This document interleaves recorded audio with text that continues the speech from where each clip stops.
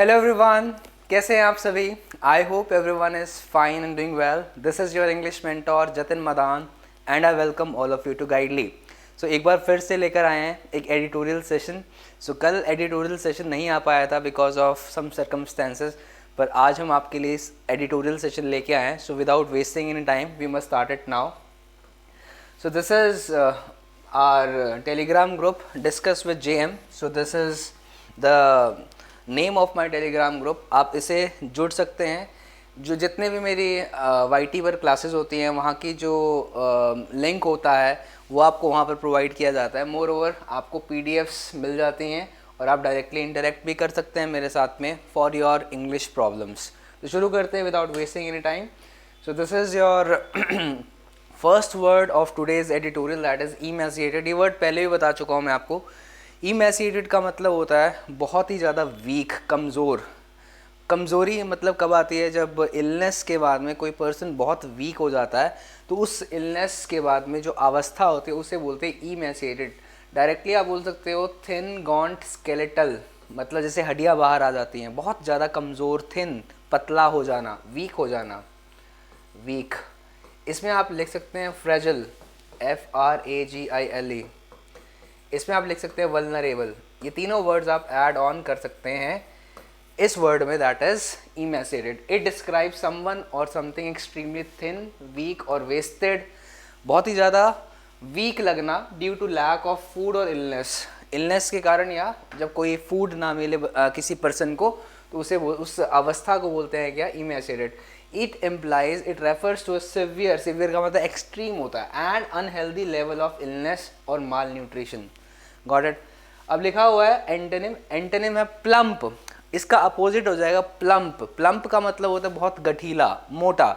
ये अगर थिन है तो इसका अपोजिट क्या हो जाएगा? मोटा। सो that is plump, stout, robust और कॉर्पुलेंट भी लिख देंगे। कॉर्पुलेंट, कॉर्पुलेंट, ये इसके सिनोनिम्स हो जाएंगे। मतलब मोटे के सिनोनिम्स ये हो जाएंगे और इसके एंटोनिम्स क्या हो जाएंगे? Thin, गॉन्ट, skeletal. एग्जाम्पल आपके सामने है। After weeks of being stranded, stranded का मतलब होता है फंस जाना किसी जगह पर। इन द विल्डरनेस, फॉरेस्ट के अंदर, the lost hiker was found emaciated and barely able to stand. तो लॉस्ट हाइकर था, तो हाइकिंग जो करता है, ठीक है, मतलब कि जो एक्सप्लोर करता है किसी भी जगह को, किसी भी स्थान को, उसको बहुत ही ज़्यादा वीक पाया गया और वो अनेबल था स्टैंड करने में, मतलब कि he was not able to even stand. तो बेयरली का मतलब होता है ना के बराबर, वो ना के बराबर ही खड़ा हो पा रहा था। तो बेयरली एक एडवर्ब है, इसका मतलब होता है मुश्किल से। और बेयरली के सिनोनिम्स क्या क्या होते हैं? BARELY, स्कार्सली, SCARCELY, और हार्डली। ये तीनों के तीनों नेगेटिव वर्ड्स होते हैं। ये तीनों के तीनों क्या होते हैं? नेगेटिव वर्ड्स होते हैं। नेक्स्ट वर्ड की तरफ प्रोसीड करते हैं। अगला वर्ड है यूनिलेटरली। यूनिलेटरली का मतलब होता है सोलली, मतलब जिसका एकाधिकार है। तो एक पर्सन अगर कोई डिसीज़न यूनिलेटरली लेता है तो इसका मतलब वो डिसीज़न अपने आप पर ले रहा है। अगर कोई चीज़ बायलेटरली हो रही है तो इसका मतलब दो पर्सन्स का कॉन्सेंट है। बाय का मतलब होता है दो, तो यूनिलेटरली का मतलब हो गया सिंगल। एक ही पर्सन है, वही डिसीजंस ले रहा है सोलली। तो सोलली इसका सिनोनिम है। एक्सक्लूसिवली और ऑटोनॉमसली। ऑटोनॉमस का मतलब होता है, यू कैन से, जब एक ही पर्सन का एकाधिकार है उस सिस्टम को ऑटोनॉमस बॉडी कहा जाता है। इट डिस्क्राइब्स एक्शंस और decisions made by one party और इंडिविजुअल विदाउट द एग्रीमेंट और इन्वॉल्वमेंट ऑफ अदर्स। जब दूसरे का कोई इन्वॉल्वमेंट नहीं होता, ऐसी स्थिति को आप सॉवरेन भी बोलते हैं। सॉवरेन नेशन, सॉवरेन नेशन मतलब जहाँ पर एक नेशन का खुद के डिसीजंस पर सिर्फ अधिकार है, एकाधिकार है। अथॉरिटी बोल सकते हो आप। इट इम्प्लाइज एक्टिंग इंडिपेंडेंटली और विदाउट कंसल्टेशन। एंटोनिम्स हैं कोलैबोरेटिवली, म्यूचुअली और jointly. The CEO decided unilaterally to implement the new policy. तो CEO ने डिसाइड किया अपने आप से ही कि वो इम्प्लीमेंट करेगा, लागू करेगा, इम्पोज करेगा नई पॉलिसी को without consulting the rest of the management team, बिना किसी कंसल्टेशन के। मतलब मैनेजमेंट के दूसरे मेंबर से वो डिस्कस नहीं करेगा। उसने डिसाइड किया कि वो इम्प्लीमेंट कर देगा, एग्जीक्यूट कर देगा। इम्प्लीमेंट का मतलब होता है एग्जीक्यूट कर देना। Got it guys, I hope it is clear to you. Next है आपके सामने इनकोहेरेंस। इनकोहेरेंस का मतलब होता है डिसहार्मनी, यानी कि तालमेल ना होने की अवस्था। It refers to the lack of clarity, logical consistency और कोहेशन।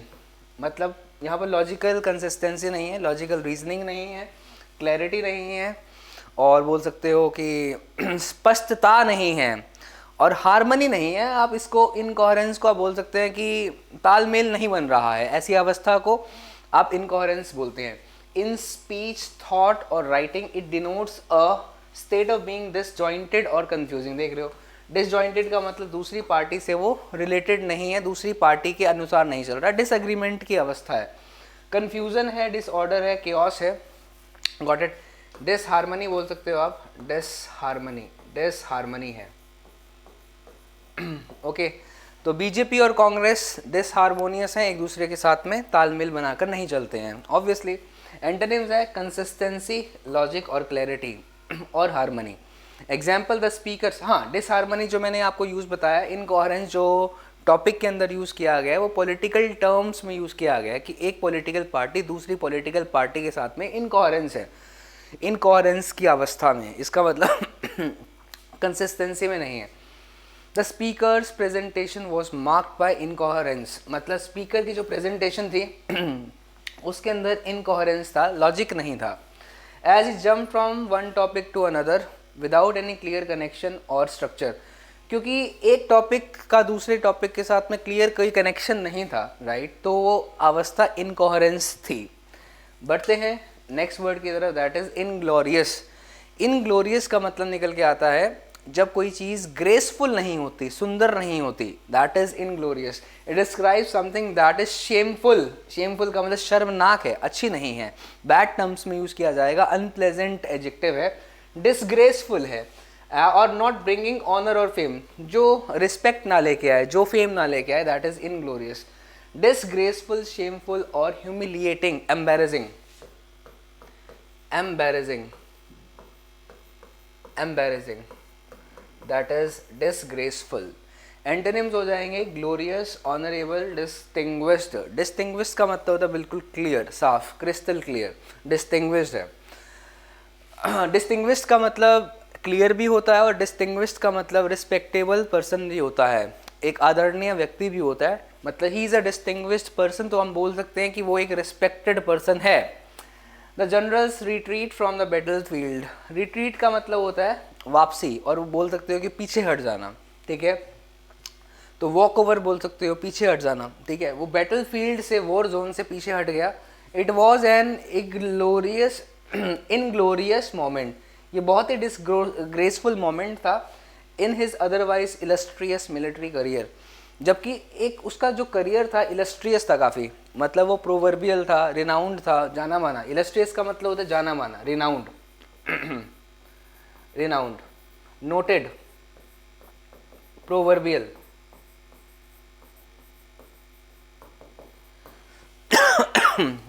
नहीं तो वैसे तो उसका जो मिलिट्री करियर था वो बहुत ही रिनाउंड था, जाना माना था, पर जनरल का जो रिट्रीट था, उसका वापसी जाना था बैटल फील्ड से, वो एक इनग्लोरियस मोमेंट था, मतलब अच्छा मोमेंट नहीं था।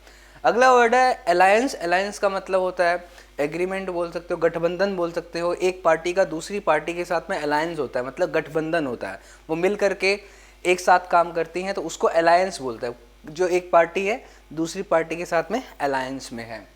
It refers to formal agreement और पार्टनरशिप बिटवीन टू और मोर पार्टीज। देखा, alliance typically for mutual benefit, ताकि दोनों को ही बेनिफिट हो। म्यूचुअल का मतलब आपसी, कोऑपरेशन हो और डिफेंस हो। इट इम्प्लाइज, इसका मतलब ये है कि एक रिलेशनशिप ऐसा जो कि बेस्ड है शेयर्ड इंटरेस्ट, गोल्स और वैल्यूज़ पर। सिनोनिम्स हैं कोalition, पार्टनरशिप और यूनियन, राइट। और एंटोनिम्स है राइवलरी। राइवलरी का मतलब होता है अपोजिशन, प्रतिद्वंदी, बोल सकते हो कि एंटागोनिज्म, एंटागोनिज्म, हॉस्टिलिटी, दुश्मनी, डिस्कॉर्ड, मतभेद, dispute, disport, discord, okay, difference of opinion. Example है the two countries formed an alliance, दोनों कंट्रीज ने एक अलायंस को बनाया, to strengthen their economies and promote peace in region, ताकि वो अपनी इकोनॉमीज को स्ट्रेंथन अप कर सके। स्ट्रेंथन का मतलब होता है मजबूत बना सके, बोल्स्टर कर सके, BOLSTER, बोल्स्टर का मतलब होता है मजबूत बनाना, स्ट्रेंथन करना। बीफ अप, ये एक फ्रेजल वर्ब है, बीफ अप, इसका मतलब होता है मजबूत बनाना, अपनी इकोनॉमीज को स्ट्रेंथन किया जा सके और पीस को प्रमोट किया जा सके रीजन के अंदर। अगला वर्ड है पैराडॉक्स। पैराडॉक्स का मतलब होता है अपनी ही बात को काटना या कंफ्यूजन में पड़ जाना। कोई स्टेटमेंट पैराडॉक्सिकल स्टेटमेंट है तो इसका मतलब वो अपनी ही बात को काट रही है, ठीक है। तो it refers to a statement proposition, proposition का मतलब होता है प्रस्ताव, कोई भी मैटर है, और a situation that seems contradictory और एब्सर्ड, जो कॉन्ट्राडिक्टरी है, एब्सर्ड है, इलॉजिकल है। एब्सर्ड का मतलब होता है अनरीजनेबल, बेतुका, इलॉजिकल, इर्रेशनल।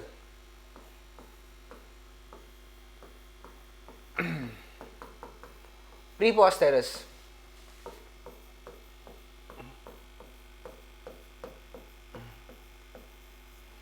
ठीक है।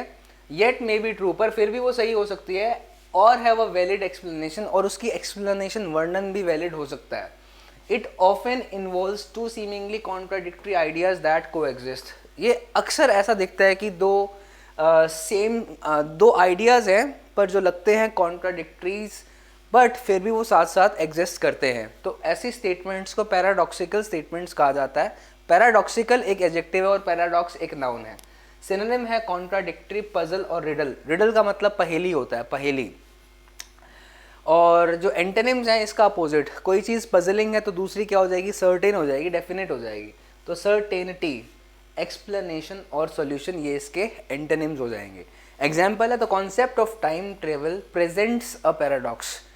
तो टाइम ट्रेवल का जो कॉन्टेक्स्ट है, संदर्भ है, वो पैराडॉक्स है। वो किस तरीके से बयां करता है, if someone were to go back in time, अगर किसी इंसान को वापसी टाइम में जाना है, and prevent their own birth, अपने बर्थ को रोकना है, they would never have existed to go back in time in the first place, ठीक है। अपने बर्थ को रोकना भी है पीछे जा कर के, तो अगर उन्होंने रोक दिया तो उसका बर्थ कैसे हो पाता, तो अपने इस रीबर्थ को वो कैसे रोक पाता, समझ रहे हो ना। तो ये एक पैराडॉक्सिकल स्टेटमेंट है, ये एक पैराडॉक्स है, टाइम ट्रेवल पैराडॉक्स है। नेक्स्ट है थ्रेटनिंग। थ्रेटनिंग का मतलब होता है फियरफुल, डरा देने वाला, स्केयरिंग, कोई चीज़ डरा देने वाली है, अलार्मिंग है, तो उसको बोलते हैं threatening. It describes something that causes fear, alarm और डेंजर, जो फियर कॉज कर दे, जो डरा दे, ठीक है। फ्राइटनिंग बोल सकते हो आप। It suggest the potential for harm, intimidation और कोवर्शन, ये दिखाता है, ये पुट फॉरवर्ड, ये आइडिया को पोस्टुलेट करता है। दी पोटेंशियल फॉर हार्म मतलब कि कितना ज़्यादा खतरनाक हो सकता है ये, इंटिमिडेशन हो सकता है और कोवर्शन हो सकता है। कोवर्शन का मतलब होता है फोर्स लगाना किसी चीज़ को कराने के लिए, ठीक है, धक्का करना किसी के साथ, दैट इज कोवर्शन। सिनोनिम्स है मेनेसिंग, थ्रेटनिंग का सिनोनिम होगा मेनेसिंग, इंटिमिडेटिंग, ओमिनस, ओमिनस का मतलब होता है खतरनाक, फ्राइटनिंग, और बोल सकते हो अलार्मिंग, अलार्मिंग, ALARMING, अलार्मिंग। ये सारे के सारे वर्ड्स आप इसमें लिख सकते हैं। और एंटोनिम्स है रीएश्योरिंग, हार्मलेस, फ्रेंडली, गॉट इट। और इसमें लिख सकते हो इनोक्वस। इनोक्वस का मतलब होता है हार्मलेस, इनोक्वस यानी कि बिनाइन, BENIGN, बिनाइन।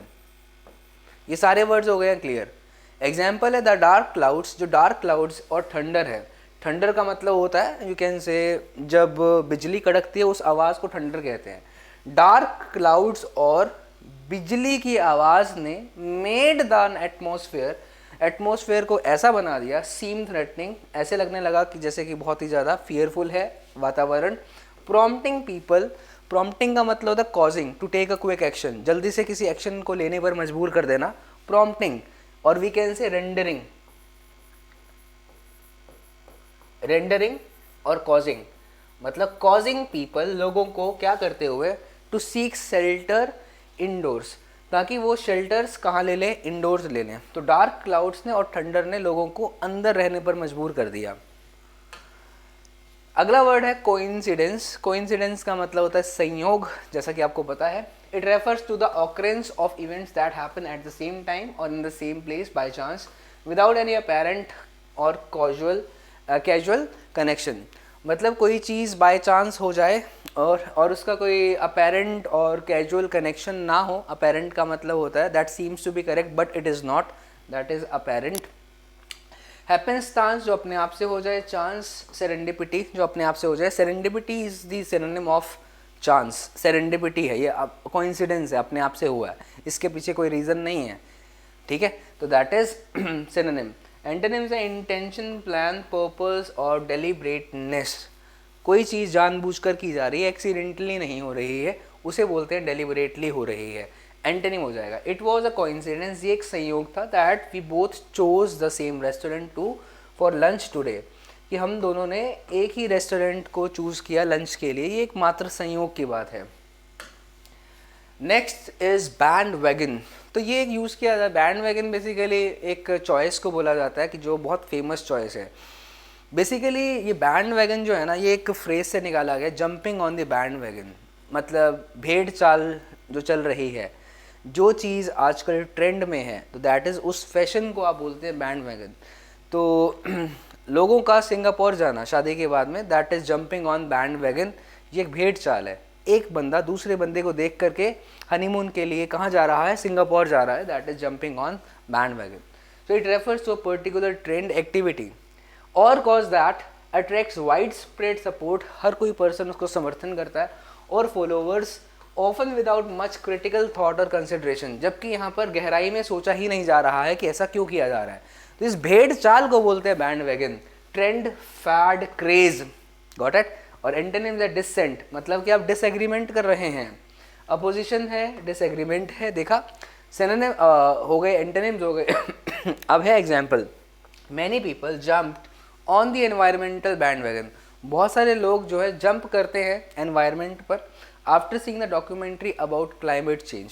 समझ में आ गया कि क्लाइमेट चेंज पर एक डॉक्यूमेंट्री देखने के बाद हर कोई पर्सन ना यहाँ पर अब इच्छा रखने लगा है एनवायरमेंट की तरफ. हर किसी का जो ध्यान है वो एनवायरमेंट की तरफ आ गया है इस डॉक्यूमेंट्री को देखने के बाद, क्लाइमेट चेंज पर डॉक्यूमेंट्री देखने के बाद.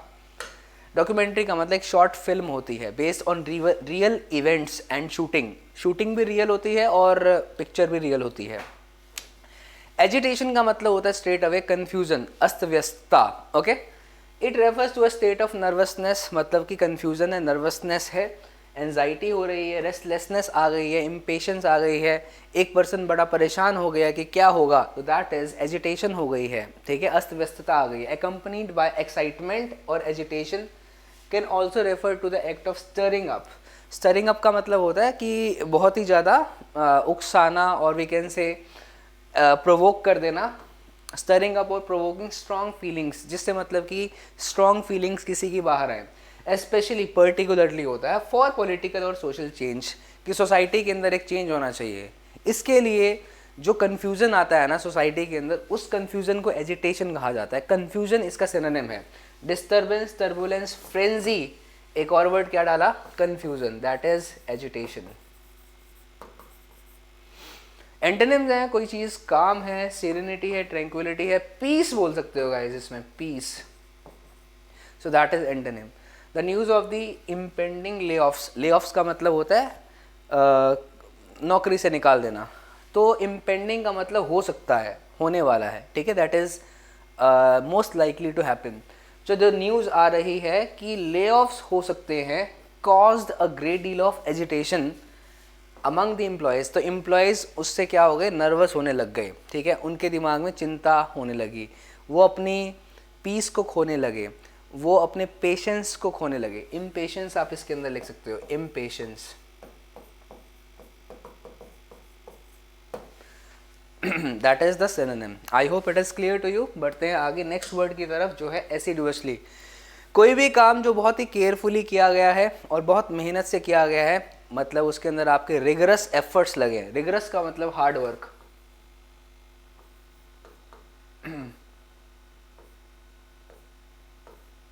रिगरस,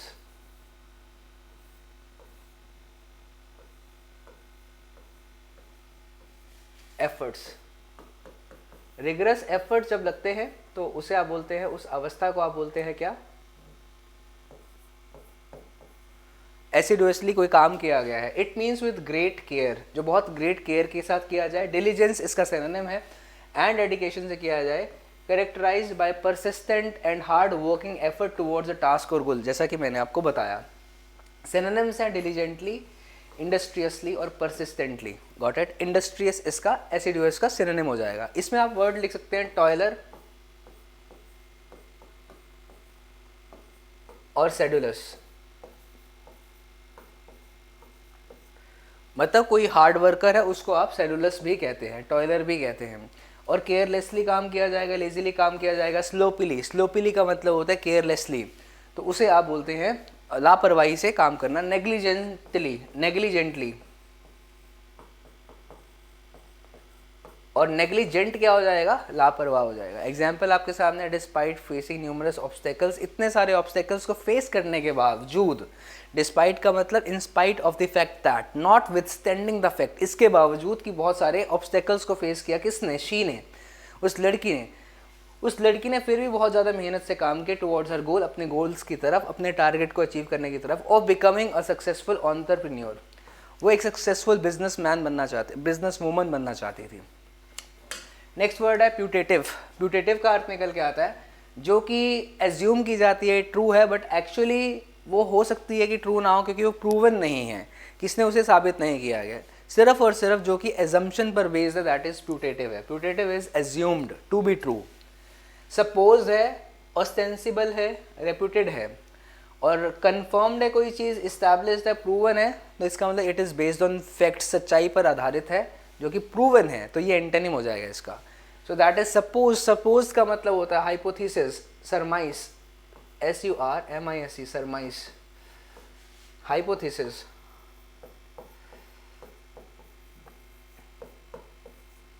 कंजेक्चर,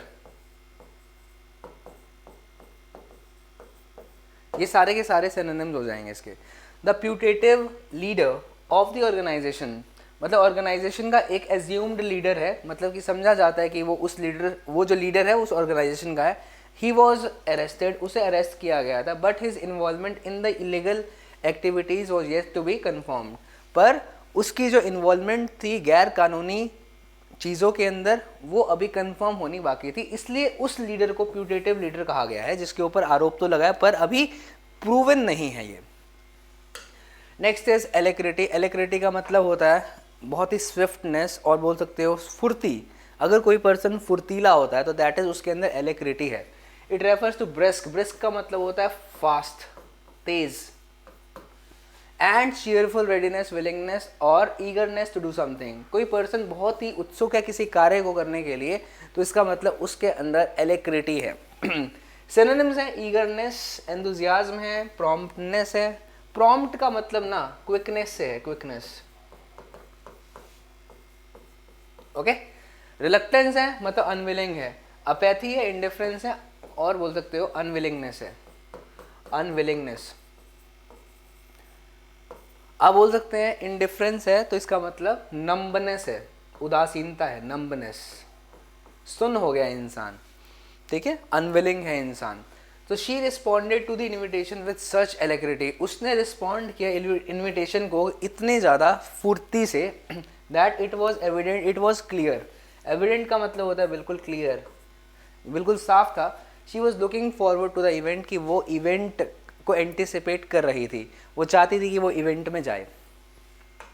नेक्स्ट वर्ड है रिसरेक्ट करना। रिसरेक्ट कर मतलब होता है पुनर्जीवन। ओके, दैट इज रिवाइव करना, रेस्टोर करना और री एनिमेट करना।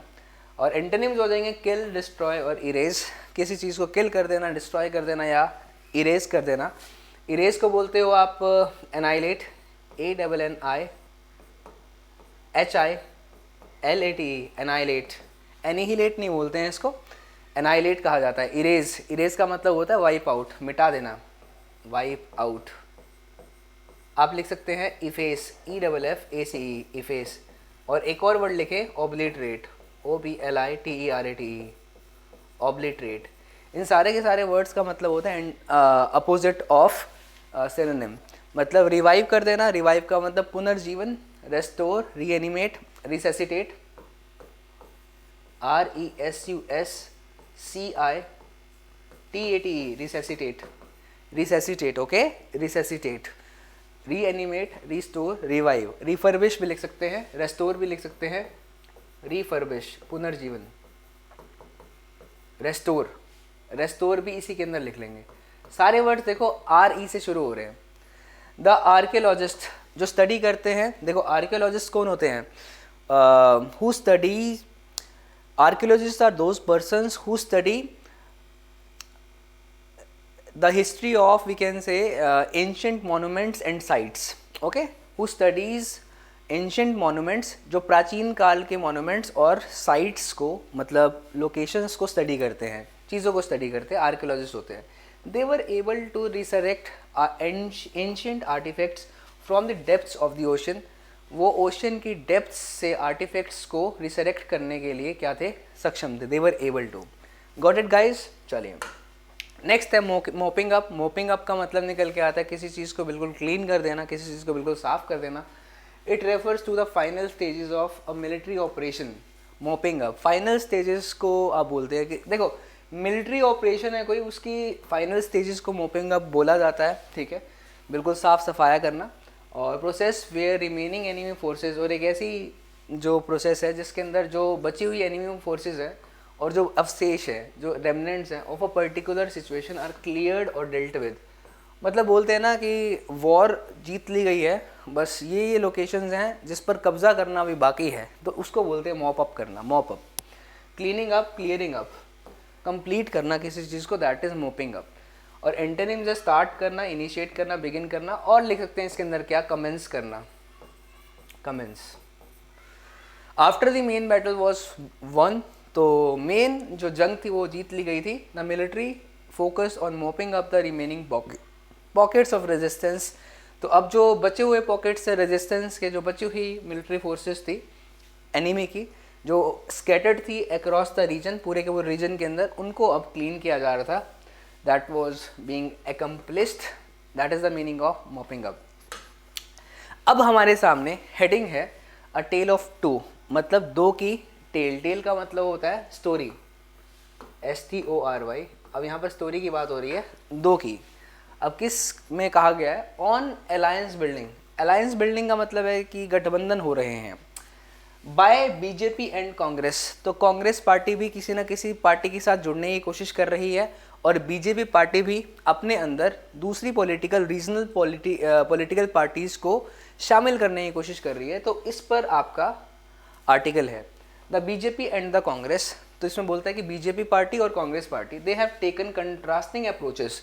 उन्होंने अप्रोच लिया। अप्रोच का मतलब होता है तरीका, way of doing a work, perspective, okay, to building alliances. वो अलायंसेस बिल्ड कर रहे हैं पर उनकी अप्रोचेस जो है ना वो बिल्कुल डिफरेंट है। बीजेपी पार्टी भी अलायंस कर रही है और कांग्रेस पार्टी भी अलायंस कर रही है, और पर उनके जो तरीके हैं दोनों के बिल्कुल डिफरेंट हैं। तो देखते हैं हमारे पास में पैराग्राफ क्या है। आफ्टर रेजिंग इट्स स्टेक्स, तो स्टेक्स का मतलब होता है यू कैन से प्रोबेबिलिटी, वो प्रोबेबिलिटी को बढ़ा रहे हैं, ठीक है। In the forthcoming general election by declaring a target of 400 seats along with allies, की एलीज के साथ में कम से कम कितनी सीट्स होंगी? 400 सीट्स उनकी मिलेंगी, ठीक है। तो कौन यहाँ पर रेस कर रहा है अपने स्टेक्स को, कौन अपनी प्रोबेबिलिटी को बढ़ा रहा है आने वाले जनरल इलेक्शंस के अंदर? The ruling Bharatiya Janata party. तो बीजेपी अपने स्टेक्स को बढ़ा रही है and is mopping up political partners across the country. और जो बचे हुए पॉलिटिकल पार्टनर्स हैं ना, जिनका अलायंस नहीं हुआ है, उनको शामिल करते हुए टू रिसरेक्ट, क्या करने के लिए? वो अपनी पार्टी को और मजबूत बना रहे हैं, ठीक है। The national democratic alliance NDA। तो NDA को और ज़्यादा रिसरेक्ट किया जा रहा है बीजेपी के द्वारा, क्या करते हुए?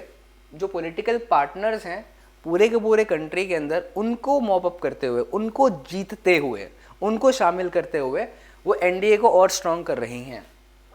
Just as the BJP is courting allies. तो कोटिंग का मतलब होता है एडवांस करना, आगे बढ़ना, प्रोग्रेस करना। तो वो एलाइज को क्या कर रही है, बढ़ा रही है विद एलेक्रिटी, बहुत ही एंथुजियाज्म के साथ, बहुत ही जोश के साथ। एलेक्रिटी का मतलब होता है जोश। The putative alliance of opposition parties, अब जो वो अलायंस है जो कि लगता है कि हुआ है पर एक्चुअल में वो क्लियर नहीं है, वो प्रूवन नहीं है कि अभी हुआ है नहीं, दैट इज प्यूटेटिव। जो प्यूटेटिव गठबंधन है अपोजिशन पार्टीज का, that appeared on the horizon in mid 2023, जो कि 2023 के मिडल में हमें लगा था कि ऐसा इनका गठबंधन हो गया है। इट इज़ अनरेवलिंग, वो गुत्थी अब सामने सुलझती हुई नज़र आ रही है। अनरेवलिंग का मतलब होता है जो बिल्कुल अब एक्सपोज होता नज़र आ रहा है, जो कि अनटेंगल है। अनटेंगल का मतलब सुलझा हुआ है, ठीक है।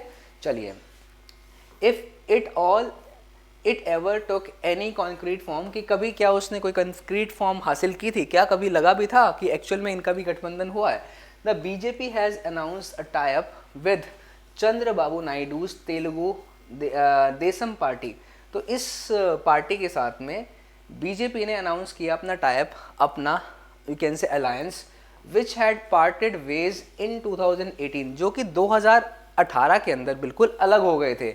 जो पार्टी मतलब कि हम बोल रहे हैं किसकी, टीडीपी पार्टी अलग हो गई थी 2018 के अंदर, जो कि पार्टी थी चंद्रबाबू नायडू की। ओवर द इशू, किस लिए अलग हुई थी, किस इश्यूज की वजह से अलग हुई थी, of unfulfilled promises for Andhra Pradesh. Andhra Pradesh के अंदर कुछ अनफुलफिल्ड प्रोमिसेस रहे होंगे बीजेपी के द्वारा, जो कि पूरे नहीं किए गए होंगे, तो इसलिए वो पार्टी अलग हो गई थी। अब वो दोबारा से साथ में आ गई है। Mister Naidu has slowly made his way back to the NDA. Mister Naidu ने एनडीए के अंदर वापसी की है by distancing himself from the opposition, opposition से अलग होते हुए। अपोजिशन कौन है यहाँ पर, अपोजिशन किसको कहा गया है, कांग्रेस को कहा गया है कि कांग्रेस से उन्होंने डिस्टेंस बना लिया है। The BJP is assiduously courting the Biju Janata Dal, तो यहाँ पर बीजेपी एडवांस कर रहा है बीजेडी पर, मतलब बीजू जनता दल की तरफ बढ़ रहा है।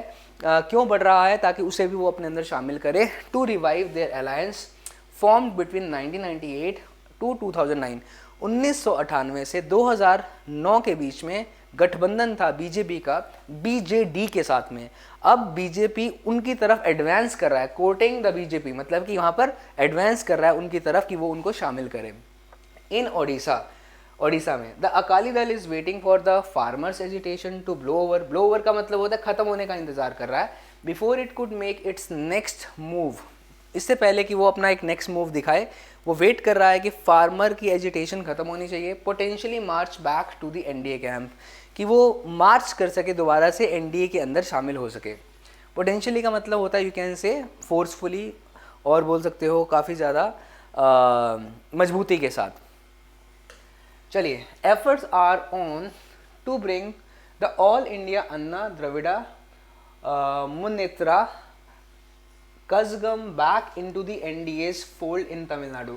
तमिलनाडु के अंदर भी एफर्ट्स किए जा रहे हैं कि ये जो पार्टी है देखो हर पार्टी के नाम के साथ में ना आर्टिकल दा लगता है, इस बात को याद रखेगा। पर हेडिंग्स के अंदर कई बार बीजेपी या कांग्रेस के साथ आर्टिकल दा नहीं लगाया जाता, तो मान के चलेगा वो हेडिंग है। हेडिंग के अंदर कई बार अवॉइड करते हैं, पर जनरली आप किसी भी पार्टी के नाम के साथ में आर्टिकल दा लगाते हैं। तो इस पार्टी को भी तमिलनाडु के अंदर एनडीए के अंदर शामिल किया जा रहा है, कोशिश की जा रही है, ठीक है। तो एनडीए और बीजेपी आप एक ही बात मान के चलिएगा। द मोस्ट स्ट्राइकिंग, सो सबसे इंपॉर्टेंट है of all the recent realignments जो अभी गठबंधन हुए हैं, उनमें से it has been that of Janata Dal United chief and Bihar chief minister Nitish Kumar. तो जनता दल यूनाइटेड के जो चीफ हैं और बिहार के जो चीफ मिनिस्टर हैं नीतीश कुमार, ठीक है, तो ये हु इज़ नाउ चैम्पियनिंग, जो कि सपोर्ट कर रहे हैं a third consecutive term for the BJP at the centre. तो यहाँ पर सपोर्ट करने लगे, मतलब कि अलायंस देखने को मिल रहा है जनता दल यूनाइटेड का किसके साथ में, भारतीय जनता पार्टी के साथ में। After calling for its defeat in the preceding months, और पहले उन्होंने बोला था कि प्रीसीडिंग मंथ्स के अंदर की इनकी डिफीट होगी, पर वो अब क्या कर रहे हैं, चैम्पियन कर रहे हैं, उसे सपोर्ट कर रहे हैं। A corresponding disarray is evident in the opposition camp. तो अपोजिशन कैंप के अंदर एक वहीं पे डिस एरे देखने को मिल रहा है, वी कैन से थोड़ा सा डिसऑर्डर देखने को मिल रहा है। As parties and individual leaders are jumping on the BJP bandwagon, जो कि बीजेपी के बैंड वैगन के अंदर जंप कर रहे हैं, मतलब कि बीजेपी वहाँ पर उनकी फेवरेट चॉइस बन रही है। तो दूसरी अपोजिशन पार्टीज से बीजेपी की तरफ लोग जा रहे हैं, मेंबर्स वहाँ पर जंप कर रहे हैं, इसका मतलब ये है। द इमेसिएटेड इंडिया ब्लॉक, तो यहाँ पर ये इंडिया जो ब्लॉक जो है ये पार्टी का नाम है, और इमेसिएटेड का मतलब होगा वीक, ठीक है, जो वीक इंडिया ब्लॉक है। It also suffers from incoherence, ये भी डिसहारमनी से सफ़र कर रहा है, मतलब वहाँ पर तालमेल नहीं है। With allies such as the Trinamool Congress which after weeks of talks with the Congress announced candidates for all 42 seats of West Bengal, leaving nothing for the principal opposition party। यहाँ पर 42 सीट्स से तृणमूल कांग्रेस ने भी अपने नामांकन भर दिए हैं कैंडिडेट्स के लिए, कैंडिडेट्स को भर दिया है, और यहाँ पर प्रिंसिपल अपोजिशन पार्टी जो है उसको बिल्कुल अकेला छोड़ दिया है। To add insult to injury, तो मतलब किसी भी घाव को और ज़्यादा भड़काने के लिए, और बोल सकते हो किसी भी जले पर नमक छिड़कना, ठीक है। ममता बनर्जी ने और क्या किया है, हैज़ फील्डेड क्रिकेटर, और वहाँ पर एक क्रिकेटर को मतलब लगाया है, यूसुफ पठान को, from Baharampur against the Congress state president Adhir Ranjan Chowdhury. तो अधीर रंजन चौधरी के खिलाफ वहाँ पर खड़ा किया गया यूसुफ पठान को, और किसकी तरफ से, ममता बनर्जी की तरफ से, और इस एक्ट को आग में घी डालने जैसा बताया गया है, मतलब किसी सिचुएशन को और वर्स करने वाला बताया गया है। इन महाराष्ट्र में the Shiv Sena UBT has unilaterally का मतलब होता है सोलली, मतलब एकाधिकार है, मतलब किसी के साथ में उन्होंने रिश्ता नहीं बनाया है। अनाउंस सम कैंडिडेट्स, कुछ कैंडिडेट्स को उन्होंने अनाउंस किया है। Threatening the alliance with the nationalist Congress party, और वहाँ पर जो अलायंस था नेशनलिस्ट कांग्रेस पार्टी का, उनको खतरे में डाल दिया है। Sharad Chandra Pawar and the Congress, we can say Congress को यहाँ पर खतरे में डाल दिया है। तो यहाँ पर बीजेपी को तो काफ़ी ज़्यादा मजबूत बनाया जा रहा है, और वहीं पे शिवसेना को काफ़ी ज़्यादा वी कैन से और बीजेपी को काफ़ी स्ट्रॉन्ग बताया जा रहा है, ठीक है, और कांग्रेस को काफ़ी ज़्यादा वी कैन से टूटता हुआ बताया जा रहा है कि उनका अलायंस किसी के साथ बन नहीं पा रहा है। In Kerala the left parties and the Congress two की प्रोपोनेंट्स का मतलब होता है सपोर्टर्स, ओके, सपोर्टर्स, जो सपोर्टर्स हैं, किसके सपोर्टर्स हैं, किसके समर्थक हैं वो, of national opposition unity will be facing off, ये आमने सामने होंगे। फेस ऑफ का मतलब होता है कन्फ्रंट कर रहे होंगे, एक दूसरे को अपोज कर रहे होंगे। तो यहाँ पर कौन कौन अपोज कर रहा होगा, लेफ्ट पार्टीज और कांग्रेस भी क्या कर रही होंगी, अपोज कर रही होंगी। This usual paradox is starker this time, तो ये बहुत ही ज़्यादा, स्टार्कर का मतलब होता है इम्पोर्टेंस रखने वाला, ये एक यूजुअल पैराडॉक्स है, ये एक अजीबोगरीब बात है, ये एक पजलिंग बात है, और इस टाइम में बहुत ही ज़्यादा स्टार्कर है। और वी कैन से स्टार्कर का अर्थ निकल के आया, काफ़ी इंपॉर्टेंट है। As Congress leader Rahul Gandhi and CPI leader Annie Raja they are opponents in Wayanad, ये कैसे पॉसिबल है कि वो ओपोनेंट्स हो सकते हैं, जबकि ऐसा एक्सपेक्ट किया जा रहा था कि वो दोनों साथ में होंगे। It is not a coincidence, ये कोई संयोग वाली बात नहीं है। That many of the leaders and parties that are taking positions convenient for the BJP, कि बहुत सारे लीडर्स और पार्टीज जो हैं वो पोजीशंस ले रहे हैं बीजेपी की तरफ से, if not openly joining hands with it, ठीक है, पर अभी वो डायरेक्टली ज्वाइन नहीं कर रहे हैं बीजेपी के साथ में हाथ। Are facing investigations by central agencies, अभी वो सेंट्रल एजेंसीज के द्वारा इन्वेस्टिगेट किए जा रहे हैं। This role of the state in influencing party politics in India is a disturbing sign, ये जो रोल है स्टेट का कि पार्टी पॉलिटिक्स को इन्फ्लुएंस कर रही है, वो प्रभावित कर रही है, ये एक बहुत ही ख़राब संकेत है for the health of the Indian democracy, Indian democracy की हेल्थ के लिए, मतलब ये अच्छा संकेत नहीं है पार्टी का इन्फ्लुएंस करना और स्टेट का इन्फ्लुएंस करना पॉलिटिकल पार्टीज़ को। Of the inglorious records, inglorious का मतलब जो कि डिसग्रेसफुल रिकॉर्ड है, of the many opposition leaders, जो कि बहुत ही ख़राब रिकॉर्ड है बहुत सारे अपोजिशन लीडर्स का। अब आपके सामने जो क्वेश्चन है, फर्स्ट क्वेश्चन आपका है, how the BJP attempts to resurrect the national democratic alliance NDA, तो किस तरीके से बीजेपी अटेम्प्ट कर रही है नेशनल डेमोक्रेटिक अलायंस को और मजबूत बनाने का, रिवाइव करने का। The primary goal declared by the ruling Bharatiya Janata party for forthcoming general election is to secure 400 seats along with allies. तो 400 सीट्स अपने गठबंधन जिसके साथ में की है उनके साथ में वो 400 सीट्स को एस्यूम कर रहे हैं। सो इससे वो रिसरेक्ट थोड़ी ना कर रही है, तो दिस इज़ नॉट दी, मतलब आप बता रहे हैं किस तरीके से एनडीए को और मजबूत बनाया जा रहा है किसी पार्टी को अपने अंदर शामिल करके। तो वो पार्टी का नाम क्या था? The ruling Bharatiya Janata party has a plan to alliance with the Congress. Congress के साथ तो अलायंस करने का बिल्कुल भी काम नहीं है क्योंकि वो तो अपोजिशन पार्टी है। By mopping up political partners, mopping up का मतलब हो गया विजय हासिल करना, ठीक है, जो बचे हुए पार्टनर्स हैं अक्रॉस द कंट्री, पूरी कंट्री के अंदर। Forging alliances with various regional parties, देखा आ गया। टू स्ट्रेंथन इट्स कोalition, कोalition का मतलब होता है एग्रीमेंट और गठबंधन बोल सकते हैं। Ahead of the general election, yes, C is the correct answer to this question. Let us talk about D. The primary goal declared by the Bharatiya Janata party for the forthcoming general election is to secure 400 seats independently. वो independently नहीं, alliance के साथ में, allies के साथ में वो जीतना चाह रही है, प्रिडिक्ट कर रही है। तो C is the correct answer. Next question है, BJP has announced a tie up with which of the political party that led by Chandrababu Naidu and what led to their reunion? तो दो questions हैं यहाँ पर। एक तो party का नाम बताओ क्या है जो कि चंद्रबाबू नायडू के साथ में गठबंधन हुआ है, और उनके रीयूनियन से क्या हुआ, मतलब किस चीज़ से उनका रीयूनियन हुआ। बीजेपी ने टाइप किया चंद्रबाबू नायडू की तेलुगु देशम पार्टी टीडीपी, हमने बात की, ये तो सही है बिल्कुल। आगे द रीयूनिफिकेशन कम्स आफ्टर, क्यों हुआ था, किस चीज़ के कारण हुआ था?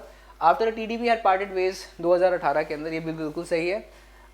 आंध्र प्रदेश के कुछ प्रोमिसेस को फुलफिल नहीं किया गया था जिसके कारण टीडीपी ने पार्ट वेज कर लिया था, अलग हो गई थी, सेपरेट हो जाना। Chandrababu Naidu's gradual distancing from the opposition has led to his party's return to the NDA fold. Yes, ये भी लिखा हुआ है कि धीरे धीरे अलग हो गई है कांग्रेस पार्टी से BJP party, sorry Chandrababu Naidu की पार्टी। यस, तो ये बात भी बिल्कुल सही है। Reunification comes after TDP has to score more than the opposition parties. No, ये कोई सेंस नहीं है, तो आपका आंसर आएगा all A B and C is the correct answer to this question. I hope it is clear to you. Next question आपके सामने है, BJP is trying to bring back which of the political party to into the NDA's fold in Tamil Nadu. Tamil Nadu के अंदर कौन सी party को शामिल किया जा रहा है? Biju Janata Dal, Nationalist Congress Party, All India Anna Dravida Munnetra Kazhagam, AIADMK या तृणमूल कांग्रेस। तो तृणमूल कांग्रेस तो वेस्ट बंगाल की है, ये गलत, कांग्रेस आ नहीं सकती है। और अब देखना है कौन सा, अब हमें एक बार पैराग्राफ की हेल्प लेनी पड़ेगी, ठीक है, तो पैराग्राफ से हम देख लेते हैं। सो ये है आपकी एनडीए तमिलनाडु के अंदर, All India Anna Dravida Munnetra Kazhagam, okay, so AIADMK।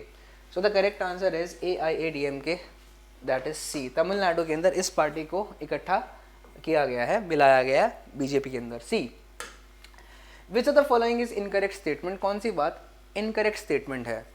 In Kerala the left parties and Congress two की proponents of national opposition unity will be facing off. Yes, ये बात सही है, ये लिखा हुआ है डायरेक्टली कि एक तो कांग्रेस पार्टी और दूसरा अपोजिशन पार्टी जो है वो फेस ऑफ कर रहे होंगे, ठीक है। चलिए, दूसरा है लेफ्ट की पार्टीज और Congress party. A corresponding disarray is evident in the opposition camp, मतलब किसके अंदर बात की जा रही है? कांग्रेस के अंदर एक डिसऑर्डर देखने को मिल रहा है क्योंकि पार्टीज और individual leaders are jumping on the BJP bandwagon, BJP के अंदर शामिल हो रहे हैं, कांग्रेस से हट करके बीजेपी में शामिल हो रहे हैं, ये बात लिखी हुई है, तो ये भी सही है। आपसे पूछा गया इनकरेक्ट, तो ये दोनों आंसर्स तो नहीं हो सकते। As Congress leader Rahul Gandhi and CPI leader Annie Raja they are proponents in Wayanad, okay, ये हमें चेक करना होगा। The emaciated India bloc also suffers from incoherence, yes, ये बात सही है। और Mamata Banerjee has fielded cricketer Yusuf Pathan from Baharampur along with Congress state, along with लिखा हुआ है, कांग्रेस स्टेट प्रेसिडेंट, तो अलॉन्ग विथ तो नहीं होगा ना, ये तो अपोजिशन में खड़े हुए हैं, मतलब ममता बनर्जी ने कांग्रेस की दुविधाओं को और ज़्यादा बढ़ा दिया, राइट। तो वी कैन से दैट कि कांग्रेस स्टेट प्रेसिडेंट जो है अधीर रंजन उनके साथ में नहीं किया है, अपोज में किया है, अपोजिट में। So we can say that कि जो ई स्टेटमेंट है वो स्टेटमेंट इनकरेक्ट है, ओके। और as Congress leader Rahul Gandhi and CPI leader Annie Raja they are opponents in Wayanad. तो यस, ये बात भी लिखी हुई है, राहुल गांधी और CPI लीडर एनी राजा ये ओपोनेंट्स बन गए हैं। ये बहुत ही मतलब ऐसी बात थी जो कि नहीं होनी चाहिए थी, एक्सपेक्टेड नहीं था। सो the correct answer is option number ई। चलिए नेक्स्ट क्वेश्चन है आपके सामने, इसमें एरर बताना है। द बीजेपी इज एसिडुअसली कोटिंग, देखो तो इज MR के साथ में वर्ब की फर्स्ट फॉर्म प्लस ING है, so it is advancing the BJP Janata Dal. तो बेसिकली बीजेपी जनता दल को वो इम्प्रेस करने की कोशिश कर रही है, बहुत मेहनत से इम्प्रेस करने की कोशिश कर रही है, एडवांस करने की कोशिश कर रही है। कोटिंग वर्ब है, वर्ब को क्वालिफाई कौन करता है? एडवर्ब करता है। So it must be assiduously, ना कि एसिडुअस, एसिडुअसली। Got it? तो option number A is the correct answer to this question. Next is आपको बताना है एलेक्रिटी का सिनोनिम क्या है। एलेक्रिटी का मतलब एंथुसियाज्म होता है, जोश होता है। अपैथी का मतलब होता है उदासीनता, अनकंसर्न्ड, और वी कैन से नम्बनेस, ये गलत। स्लगिशनेस लेजीनेस होता है, लेजी, और इनडिसीजन डिसीजन ना ले पाना। जील का मतलब जोश होता है, इलैन, इलैन लिख सकते हैं इसके अंदर। पनाश लिख सकते हैं, PANACHE, पनाश। सारे वर्ड्स क्लियर, आंसर रहेगा डी। ओके, लेजीनेस तो इसका आंसर नहीं रहेगा क्योंकि ये अपोजिट सिनोनिम बोला है, तो ये अपोजिट हो जाएगा इसका। नेक्स्ट वर्ड है आपका फेसिंग ऑफ का मीनिंग है। फेसिंग ऑफ का मतलब होता है जब दो पार्टीज या दो ग्रुप्स आपस में भिड़ जाते हैं, अपोजिट खड़े हो जाते हैं, ठीक है, तो उसको बोलते हैं कि फेस ऑफ करना। It refers to 2 or more individual groups or entities confronting each other in a competitive or confrontational manner. Yes, to involve everyone, शामिल करना ग्रुप के अंदर, no. Everyone should focus on a part of matter, no. It refers to 2 or more individuals groups or entities to support each other, support कर रहे हैं, no. Answer आएगा option number A. I hope it is clear to you. Next question is आपको बताना है proponents का opposite क्या है। प्रोपोनेंट्स का मतलब सपोर्टर होता है, समर्थक होता है, ठीक है। तो प्रोमोटर भी होगा वो, डिट्रैक्टर, सपोर्टर भी होगा वो, बैकर भी होगा, डिफेंडर भी होगा। तो डिट्रैक्टर इसका अपोजिट हो सकता है।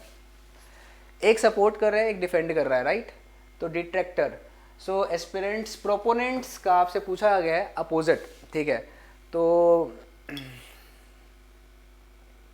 जो सपोर्ट कर रहा है ना, जो सपोर्ट कर रहा है वो डिफेंड करेगा, उस पार्टी को क्या करेगा? डिफेंड करेगा। तो आंसर आएगा इसका डिट्रैक्टर। तो B is the correct answer to this question. I hope it is clear to you. So guys, I hope ये चीज़ें आपको बहुत अच्छे से समझ में आ रही होंगी। हम लोग रीडिंग कॉम्प्रिहेंशन जानते हैं, हम लोग वोकैबुलरी जानते हैं, बहुत सारे करंट अफेयर्स के बारे में पता लगता है। तो अगर आप डेली ये चीज़ें लगाते हैं, एडिटोरियल सेशंस को आप देखते हैं, तो उम्मीद करूँगा कि आप लोगों की ये सारी की सारी चीज़ें बहुत पॉलिश होती हैं। तो लगातार किसी भी चीज़ को करने से वो चीज़ आने लगती है। तो ज़रूर आप इन क्लासेस को डेली लगाएं, और मोस्ट इम्पॉर्टेंटली आप कमेंट्स करके ज़रूर बताएं कि आपको ये सेशंस कैसे लग रहे हैं। Thank you so much for being with me.